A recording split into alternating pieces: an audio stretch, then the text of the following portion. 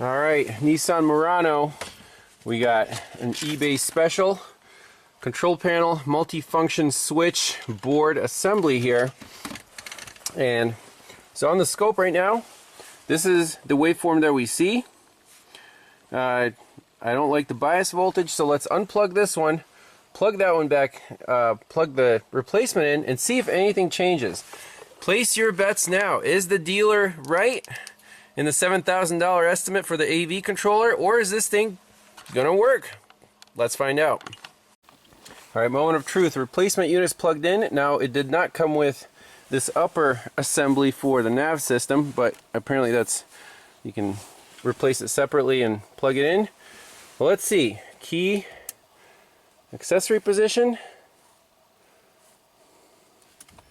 key on. Hey, hey, hey! We got some HVAC lights. And why is our scope not reading anything? I mean, that's promising, right?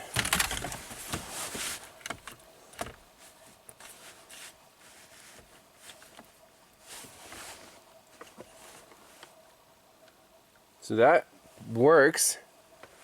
Look at our this came back online. Let's plug everything in, but this is promising. However, we don't see anything on our network.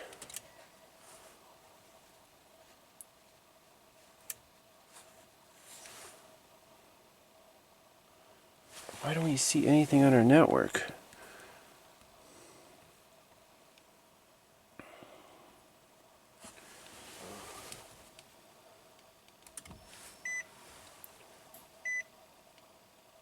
That's very, very strange. Alright, so everything's good. We don't see a signal all the time because this thing is basically working as it should, and if you're not changing anything, then it doesn't need to talk on that bus. Before, with the panel that was on here, this thing, it couldn't talk, and you saw the signal was kind of distorted, and it kept sending, the AV controller kept sending like, hey, where are you, where are you, where are you, all the time, so the line was busy. Well, this thing, let's turn it on. I have the scope on a longer time base. There we go. So we saw something.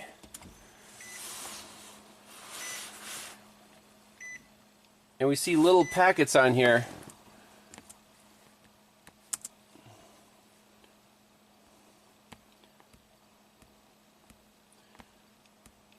So let's back up a few screens. Right there, that's when it woke up. You see the bias voltage is good. And if we zoom in,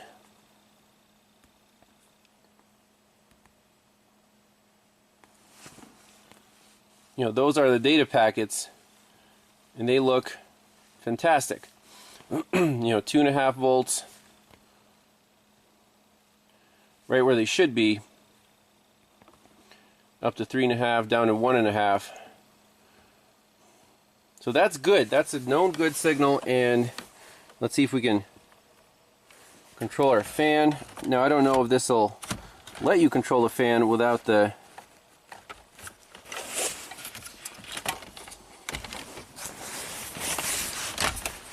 car on.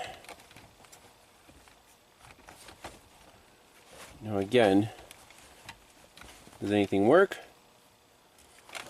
Let's plug in the other part of it and see what happens. Alright, so I got the top part plugged into the bottom part here. Let's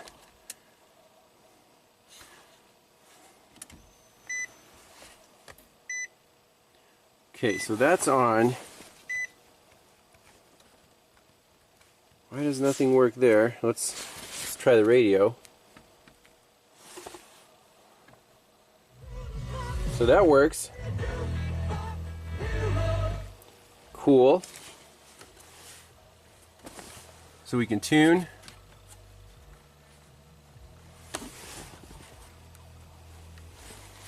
Let's see, scan. Doesn't work. Let's do these buttons work? Yes. So that's the nav system.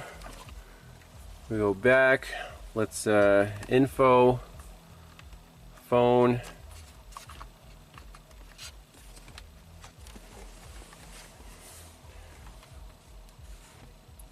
So these buttons work.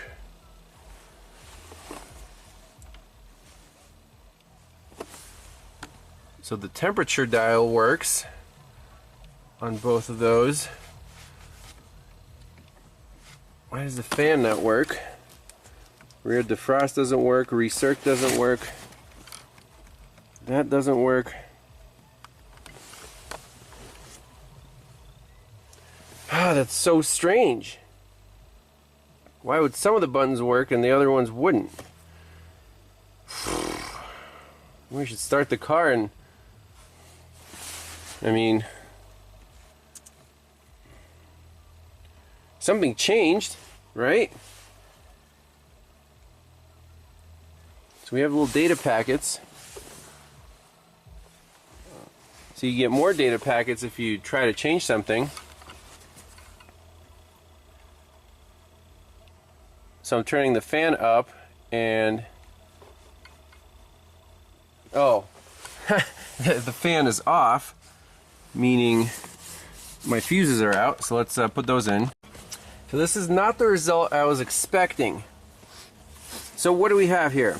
With this control board, the replacement one, the volume knob works. Audio off, you know, that works. Tune does not work.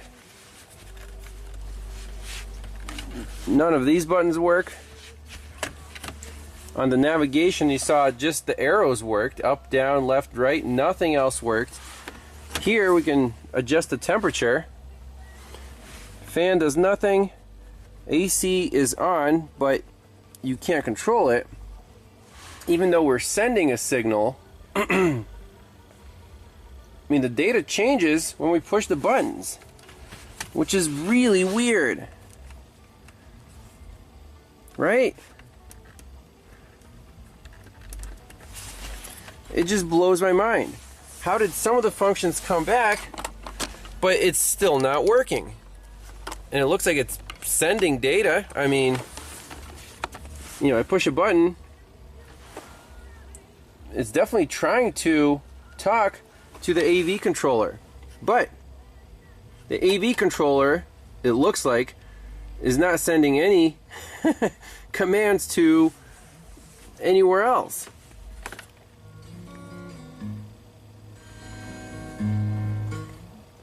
But why did some of the functions come back? It really doesn't make any sense to me. I thought it would either work, everything would come back to life, or nothing. How are we half-ass working? This is really a weird case study. You can hear the fan ramping up a little bit. It's just bizarre. Can we unhook the battery and like do a reset on this whole thing? We can try. So as expected, the battery reset didn't do anything. We can still just control the volume and the temperature. Eject button works.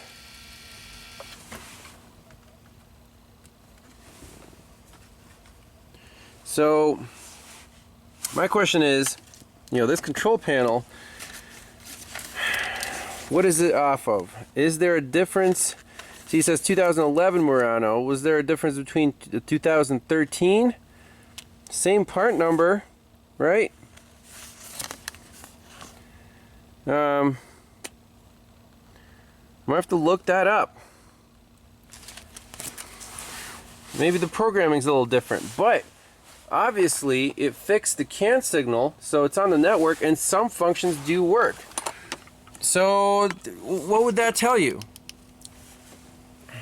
Either the part number is wrong in terms of not all the functions are programmed for this model year vehicle, or there's still something wrong with the AV controller. We need to do a little more research on this part number and see exactly what models it fits. Otherwise, I mean, it's the weirdest thing. If you can control the temperature, it means it's talking through the AV controller to the HVAC, whatever, AC amplifier. That part's good, but you know, can't control the fan speed, and then only the volume button works for the radio. So I don't think whatever messages it's trying to send, and it is trying to send messages, so the buttons actually do something.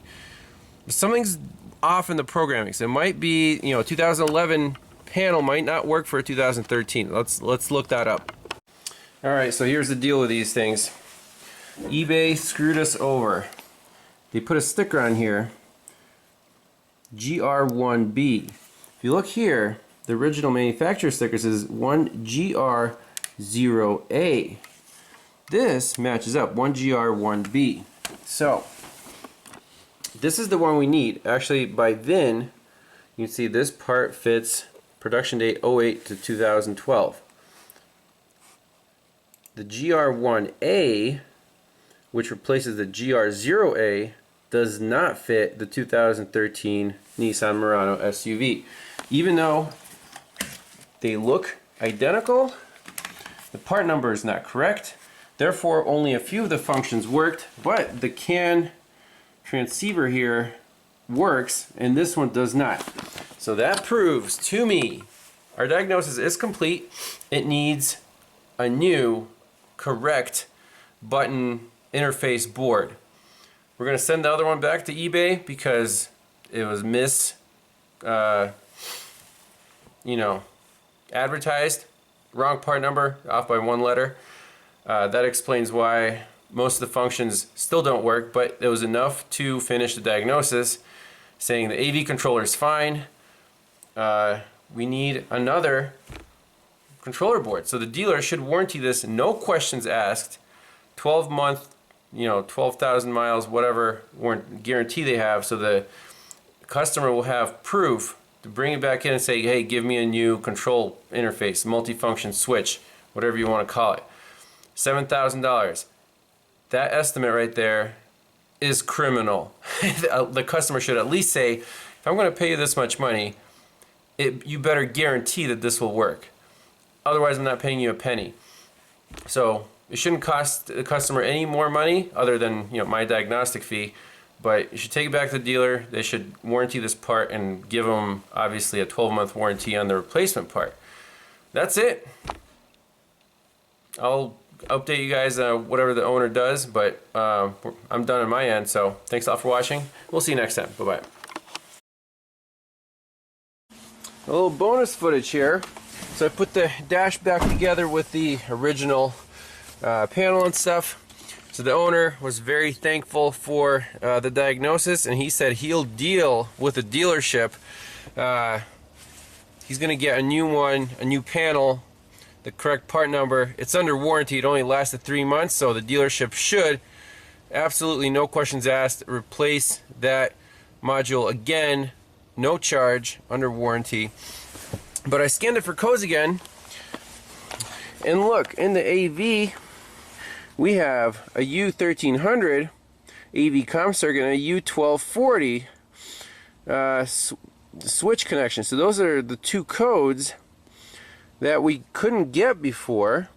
Very interesting. So, on that dealer estimate, they're like, oh, we got these codes. You need a new AV controller. Did they even look up the description of the codes? It says pretty clearly that, if you read, they point to the multifunction switch. So they probably thought, oh, we just replaced that, so it must be the AV controller fault. Nope, just a bad junk new part. Even at Nissan OEM, doesn't matter. You still have to do the diagnosis, and that's what the problem is. So I don't know why it just set these codes. Let's go in here, clear them out, and see if they come back right away. I don't know if if it needed to see a good signal and now it's bad again. We put the original panel back on and it set the codes, but if you clear them, maybe they will never return. So indeed, the dealer codes were correct, the ones they pulled, just their diagnosis was completely incorrect. Clear fault code, yes. Okay. Read fault code, no DTCs detected. So let's shut it off.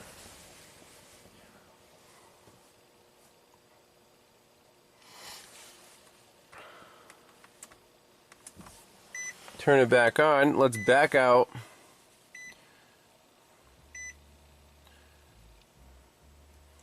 Back out of here completely. Go into the AV module again. Okay, so it looks like it needs to see a good signal, and if it goes bad, you know, if it sees a difference, then it'll set these two codes. Now, if you clear them with the bad module installed, like we have here, and try to read them again, it'll never set them. So, you know, that's the case, but we noted that on our report, and that's it. So, thanks all for watching. We'll see you next time.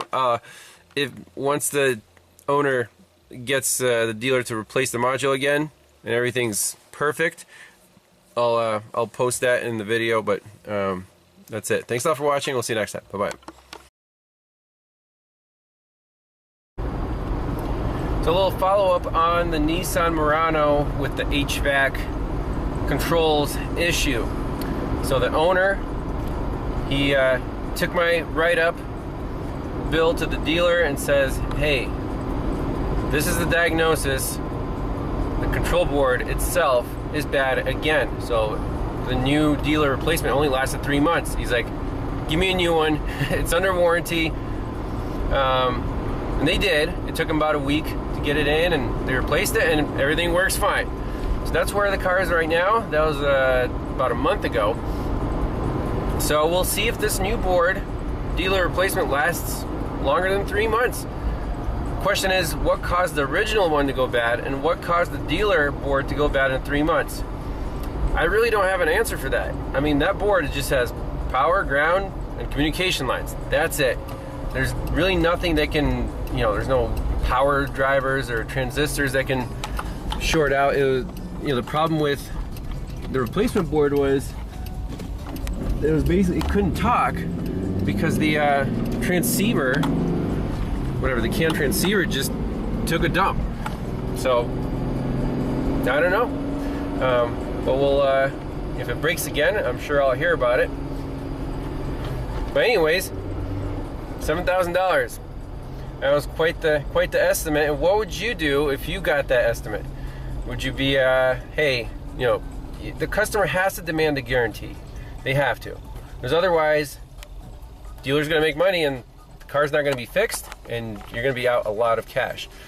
So I think that's it for that one. Thanks all for watching, and we'll see you next time. Bye-bye.